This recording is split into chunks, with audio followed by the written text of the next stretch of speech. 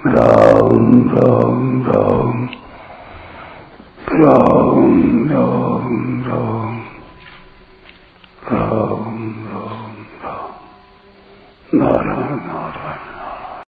स एवायं मया तेद्य योगः प्रोक्तः पुरातनः भक्तोऽसि मे सखा चेति रहस्यम् एतदुत्तमम्।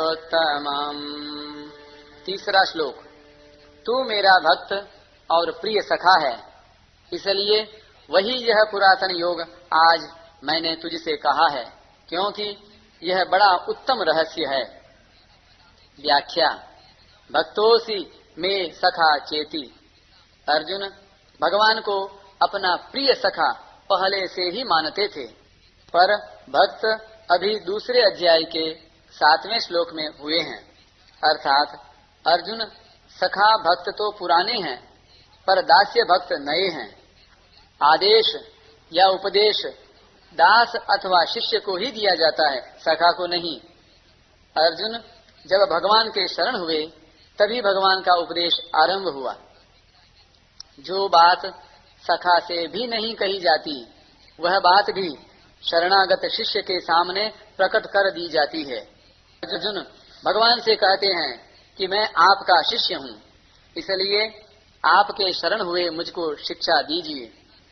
इसलिए भगवान अर्जुन के सामने अपने आप को प्रकट कर देते हैं, रहस्य को खोल देते हैं। अर्जुन का भगवान के प्रति बहुत विशेष भाव था, तभी तो उन्होंने वैभव और अस्त्र शस्त्रों से सुसज्जित नारायणी सेना का त्याग करके निशस्त्र भगवान को अपने सारथी के रूप में स्वीकार किया। इस पर एक टिप्पणी। एवं मुक्तस्तु कृष्णेन कुंती पुत्रो धनंजयः अयुध्यमानं संग्रामे वरयामास केशवम्। श्री कृष्ण के ऐसा कहने पर कुंती कुमार धनंजय ने संग्राम भूमि में अस्त्र शस्त्रों से सुसज्जित एक अक्षौहिणी नारायणी सेना को छोड़कर युद्ध न करने वाले निशस्त्र उन भगवान श्री कृष्ण को ही अपना सहायक चुना। साधारण लोग भगवान की दी हुई वस्तुओं को तो अपनी मानते हैं, जो अपनी है ही नहीं, पर भगवान को अपना नहीं मानते, जो वास्तव में अपने हैं। वे लोग वैभवशाली भगवान को न देखकर उनके वैभव को ही देखते हैं। वैभव को ही सच्चा मानने से उनकी बुद्धि इतनी भ्रष्ट हो जाती है कि वे भगवान का अभाव ही मान लेते हैं, अर्थात भगवान की तरफ उनकी दृष्टि जाती ही नहीं। कुछ लोग वैभव की प्राप्ति के लिए ही भगवान का भजन करते हैं। भगवान को चाहने से तो वैभव भी पीछे आ जाता है, पर वैभव को चाहने से भगवान नहीं आ सकते। वैभव तो भक्त के चरणों में लौटता है, परंतु सच्चे भक्त वैभव की प्राप्ति के लिए भगवान का भजन नहीं करते। वे वैभव को नहीं चाहते, अपितु भगवान को ही चाहते हैं। वैभव को चाहने वाले मनुष्य वैभव के भक्त होते हैं, दास होते हैं, और भगवान को चाहने वाले मनुष्य भगवान के भक्त होते हैं। अर्जुन ने वैभव नारायणी सेना का त्याग करके केवल भगवान को अपनाया, तो युद्ध क्षेत्र में भीष्म, द्रोण, युधिष्ठिर आदि महापुरुषों के रहते हुए भी गीता का महान दिव्य उपदेश केवल अर्जुन को ही प्राप्त हुआ, और बाद में राज्य भी अर्जुन को मिल गया। स एवायं मया तेद्य योगः प्रोक्तः पुरातनः। इन पदों का यह तात्पर्य नहीं है कि मैंने कर्मयोग को पूर्णतया कह दिया है, प्रत्युत यह तात्पर्य है कि जो कुछ कहा है वह पूर्ण है। आगे भगवान के जन्म के विषय में अर्जुन द्वारा किए गए प्रश्न का उत्तर देकर भगवान ने पुनः उसी कर्मयोग का वर्णन आरंभ किया है। भगवान कहते हैं कि सृष्टि के आदि में मैंने सूर्य के प्रति जो कर्मयोग कहा था वही आज मैंने तुमसे कहा है। बहुत समय बीत जाने पर वह योग अप्रकट हो गया था और मैं भी अप्रकट ही था। अब मैं भी अवतार लेकर प्रकट हुआ हूँ और योग को भी पुनः प्रकट किया है। अतः अनादिकाल से जो कर्मयोग मनुष्यों को कर्म बंधन से मुक्त करता आ रहा है, वह आज भी उन्हें कर्म बंधन से मुक्त कर देगा। रहस्यम ये तदुत्तमम। जिस प्रकार 18वें अध्याय के 66वें श्लोक में भगवान ने अर्जुन के सामने सर्वगुह्यतम बात प्रकट की कि तू मेरी शरण में आ जा, मैं तुझे संपूर्ण पापों से मुक्त कर दूंगा, उसी प्रकार यहाँ उत्तम रहस्य प्रकट करते हैं कि मैंने ही सृष्टि के आदि में सूर्य को उपदेश दिया था और वही मैं आज तुझे उपदेश दे रहा हूँ। भगवान अर्जुन से मानो यह कहते हैं कि तेरा सारथी बनकर तेरी आज्ञा का पालन करने वाला होकर भी मैं आज तुझे वही उपदेश दे रहा हूँ जो उपदेश मैंने सृष्टि के आदि में सूर्य को दिया था। मैं साक्षात वही हूँ और अभी अवतार लेकर गुप्त रीति से प्रकट हुआ हूँ। यह बहुत रहस्य की बात है। इस रहस्य को आज मैं तेरे सामने प्रकट कर रहा हूँ, क्योंकि तू मेरा भक्त और प्रिय सखा है। साधारण मनुष्य की तो बात ही क्या है, साधक की दृष्टि भी उपदेश की ओर अधिक एवं उपदेष्टा की ओर कम जाती है।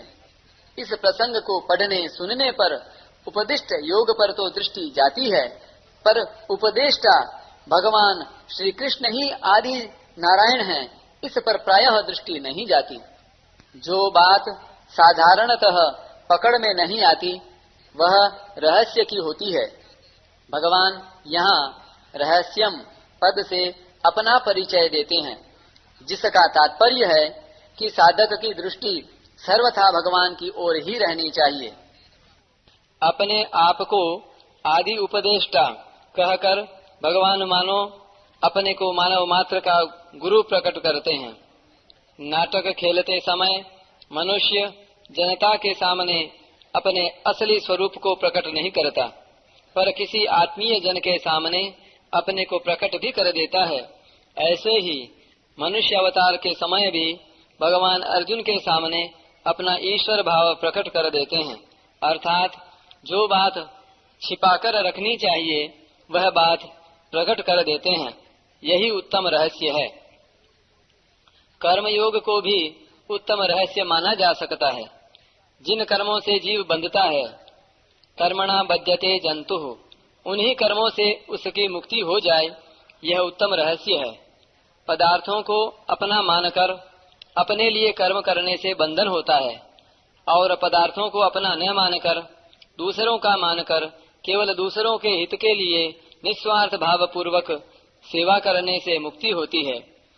अनुकूलता, प्रतिकूलता, धनवत्ता, निर्धनता, स्वस्थता, रुग्णता आदि कैसी ही परिस्थिति क्यों न हो, प्रत्येक परिस्थिति में इस कर्मयोग का पालन स्वतंत्रता पूर्वक हो सकता है।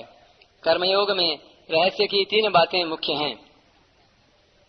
पहली बात, मेरा कुछ नहीं है, कारण कि मेरा स्वरूप सत है, अविनाशी है, और जो कुछ मिला है वह सब असत है, नाशवान है। फिर असत मेरा कैसे हो सकता है? अनित्य का नित्य के साथ संबंध कैसे हो सकता है? दूसरी बात, मेरे लिए कुछ नहीं चाहिए, कारण कि स्वरूप सत में कभी अपूर्ति या कमी होती ही नहीं। फिर किस वस्तु की कामना की जाए? अनुत्पन्न अविनाशी तत्व के लिए उत्पन्न होने वाली नाशवान वस्तु कैसे काम में आ सकती है? तीसरी बात, अपने लिए कुछ नहीं करना है। इसमें पहला कारण यह है कि स्वयं चेतन परमात्मा का अंश है और कर्म जड़ है। स्वयं नित्य निरंतर रहता है, पर कर्म का तथा उसके फल का आदि और अंत होता है। इसलिए अपने लिए कर्म करने से आदि अंत वाले कर्म और फल से अपना संबंध जुड़ता है। कर्म और फल का तो अंत हो जाता है, पर उनका संग भीतर रह जाता है, जो जन्म मरण का कारण होता है। कारणं गुण संगोस्य सदसद योनि जन्मसु। दूसरा कारण यह है कि करने का दायित्व उसी पर आता है जो कर सकता है, अर्थात जिसमें करने की योग्यता है, और जो कुछ पाना चाहता है। निष्क्रिय, निर्विकार, अपरिवर्तनशील और पूर्ण होने के कारण चेतन स्वरूप शरीर के संबंध के बिना कुछ कर ही नहीं सकता। इसलिए यह विधान मानना पड़ेगा कि स्वरूप को अपने लिए कुछ नहीं करना है। तीसरा कारण यह है कि स्वरूप सत है और पूर्ण है।